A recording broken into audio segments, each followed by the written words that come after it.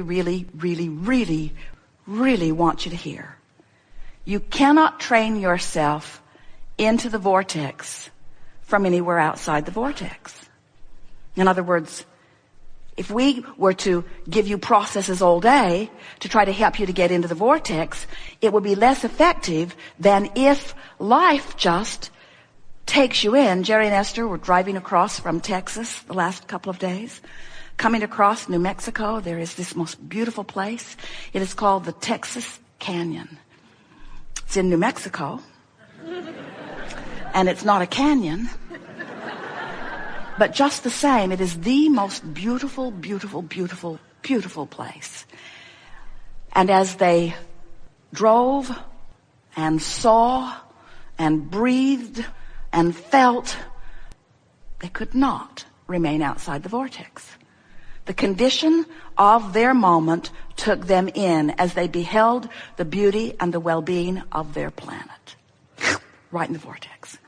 Now, we don't want you running around looking for things that drag you in. There are plenty of them. But when you find yourself in there, milk it.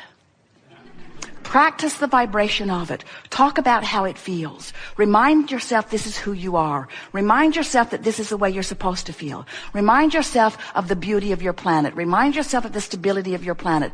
Pick up a deck of well-being cards or beautiful pictures of something. In other words, that's the time to stay in the vortex. Practice the inside the vortex vibration. That will serve you far better than anything from outside the vortex you try to do to get in. And there are so many things that life shows you in every day that take you into the vortex. So when you find yourself in there, or when you even think you're in there and aren't sure, milk it. Milk it. Every time you have a moment and you are aware that you just felt a little relief and you're just feeling a little extra lift or high, a little better feeling, stop in that moment and acknowledge, what is it about this that feels so good? Jerry and Esther will sit in a restaurant that feels particularly good and they will play the game. Why do we like being here right now so much? What is it about this place that feels so good? Is it the lighting? Is it the food? Is it the fragrance in the air? Was it our server? Is it being with each other? No, it can't be that. We're always with each other. Must be something else. What is it? What is it? What is it that feels so good about this moment? What is it? And as they reach for it and identify more and more, what they do, they practice the vibration of being in the vortex longer. And this is the thing that we want you to understand. The more you practice it, the easier it is to be there. Don't you know people who are so optimistic that when you try to give them bad news, it just bounces off of them? Children are that way. A little girl in a restaurant, Jerry and Esther were sitting next to them, and the little girl was so taken by Esther. She could hear Esther's voice, so she was standing up in her booth, looking over her booth into the booth where Jerry and Esther were, and all she wanted to do was to see Esther. And Esther began winking at her and doing silly things with her silverware. She was eating with her spoon upside down and putting her napkin over her head. In other words, Esther was not helping the cause at all. Esther was attracting this little girl. And then Esther heard her father scolding her. And her father said, "Turn around and sit down now." And the little girl said, "No."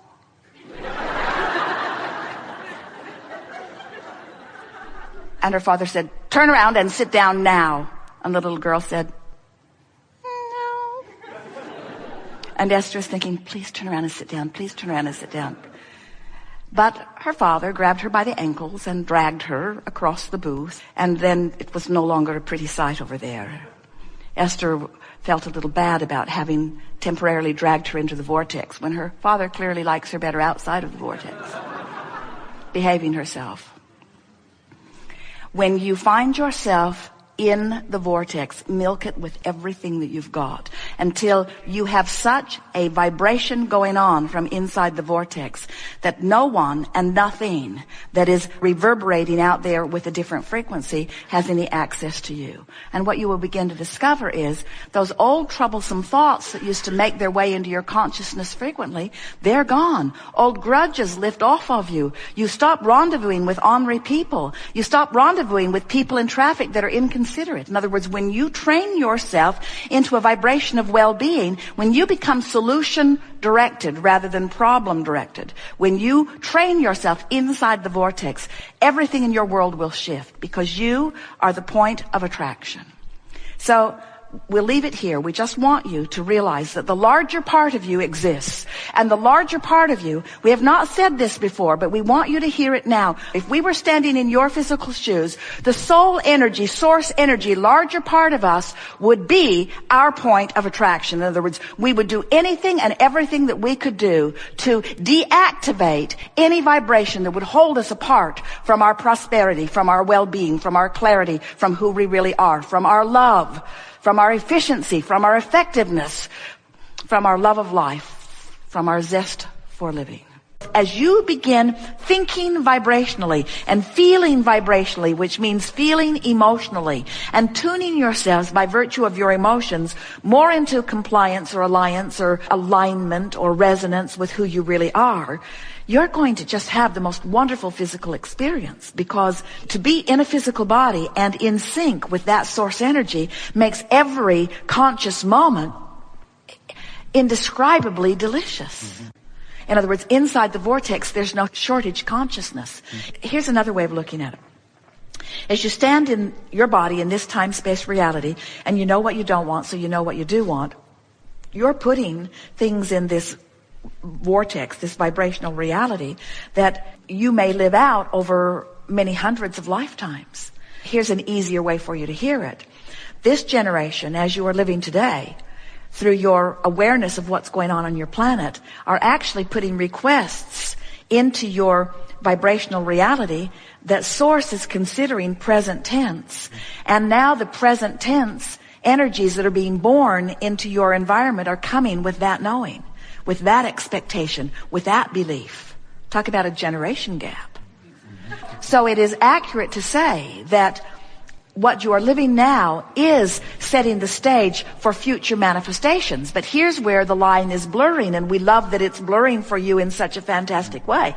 We call this vibrational reality present tense. Humans usually don't want to do that. They don't want to call anything present tense that hasn't manifested in a way that everybody can see it. That's what slows your science down so much. Not only does everybody have to see it, but everybody has to see it exactly the same way before they will call it factual, evidential reality, you see. And that slows you way, way down, because now you have to wait for all those people that aren't even interested in that to give their attention to it, you see. But if you will accept that when you put it into this vortex of creation and Source, the energy that creates worlds, including your inner being and all that you are, is already seated as present tense. If you can train yourself into the seeing it as present tense by being willing to feel it and not need to see it and hear it and smell it and taste it and touch it. Feeling it's enough. Like the woman who has arthritis in her hips, she says, Abraham, how can I have positive thoughts when I'm in so much pain? And we said, you can be in pain and feel fear, or you can be in pain and feel hope. And the vibrational difference between fear and hope is the difference between recovery or not. So this is sort of the same thing that we're talking about. Even though it hasn't manifested, if you can feel it, if you can know it, if you can feel it and know it vibrationally and emotionally, it has to manifest for you. It has to, and it will. We just want it not to matter whether it manifests or not, because feeling it is what you're reaching for anyway. And that's when you begin to blur the lines. In other words, in your hope or belief in a peaceful world, you no longer have to deal with war, because you have found what war caused you to ask for. And as you focus there and find it and find the relief of it and practice the relief of it, law of attraction can only deliver you to the peaceful world that you have conjured, you see. But someone who is still warring is going to find a war-filled world, and they're going to call you delusional. And you're going to have to be able to let them call you delusional without it jerking you out of the vortex. You're going to have to just know they just don't understand. They don't know. They don't see the big picture. They're still dealing in realities and in evidence and in facts. And I'm dealing in vibrational frequencies and who I really am. I've blurred the line. That vortex keeps moving on you. It keeps moving to a purer and purer and purer place. That's why we say, as life causes you to know what you don't want, which causes you to ask for what you do want, every time you do that, that vortex spins in a stronger way and attracts in a stronger way. And if you don't make an effort to keep up with it, there's going to eventually be a separation between who you have become and who you're letting yourself be that you cannot stand. That's really what is at the basis of the death experience. When life causes you to be this and you don't go, then this calls you in such a powerful way that from wherever you are, you go. Do you understand that you existed before this body? Yes. And do you understand that even while you're in this body, the non-physical part of you exists? And do you get it, that there is a vibrational relationship between the two, and that's what your emotions are telling you? And the better you feel, the more in this moment in alignment you are with who you really are, and the worse you feel, the more out of alignment. Well, as you get that, you know everything that you need to know, because you now know that there is a you that is expanding, and if you're going to feel good, you got to keep up. You got to keep up. Keep up with what? Keep up with the expansion. What does that mean? Keep up with the loving, positive end of every vibrational wave. I know what I don't want. The source within me knows what I do want and holds that ground for me. And if I step away from it, I'm going to feel less good. So what happens is, the longer you live and the more you put things into this vortex, the more you cannot bear it when you step away from who you have become. That's really what it means. Esther's thinking that maybe Abraham should write a little disclaimer on that thing that you sign when you come in that says, oh yeah, we meant to tell you you can't go back.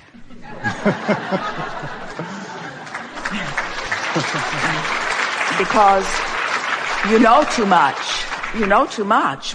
Once you know who you really are and you don't keep up to speed with who you really are, it's more painful than it was before you knew who you really are. Here's a distinction that will really help you. From outside the vortex, what's in the vortex looks like future tense, because when you're outside the vortex and you're counting on manifestations as evidence of how you're doing creationally, then when you look to the vortex, you're looking forward in the sense that it hasn't manifested yet. So you're in the future, you're looking forward to in the future it manifesting.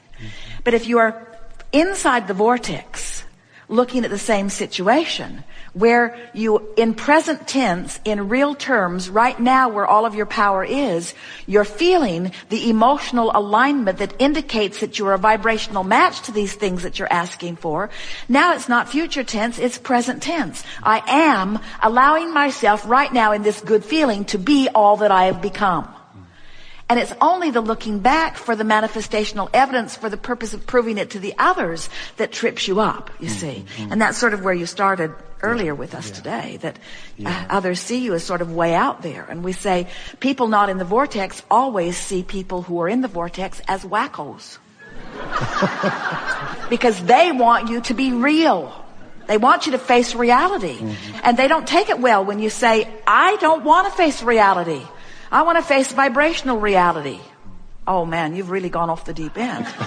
I'm facing vibrational reality. Well, you need to face reality. You need to get your head out of the clouds and come back and face reality. And you want to say, reality is old news. Even what's manifested right now, it's old news. It's old news. It's past tense. The money in my bank account right now is past tense. My physical bodily conditions right now are past tense. They're past tense because there is a vibrational reality that's new and vivid and current. And it's who I really am. And it's based on that all of my emotions are, you see. Are you getting this? Isn't it wonderful to know that when you look into your bank account and you feel discouraged, that you're not discouraged because you don't have enough money in your bank account. You're feeling discouraged because you're looking at your subject of prosperity in a bogus way. in comparison with what the source within you knows is vibrationally in your bank account. And if you could feel that discouragement and understand that it is that focus and therefore that subsequent discouragement that is holding you back, and you could reach for the feeling of abundance that the source within you knows, your money situation would turn around in a day.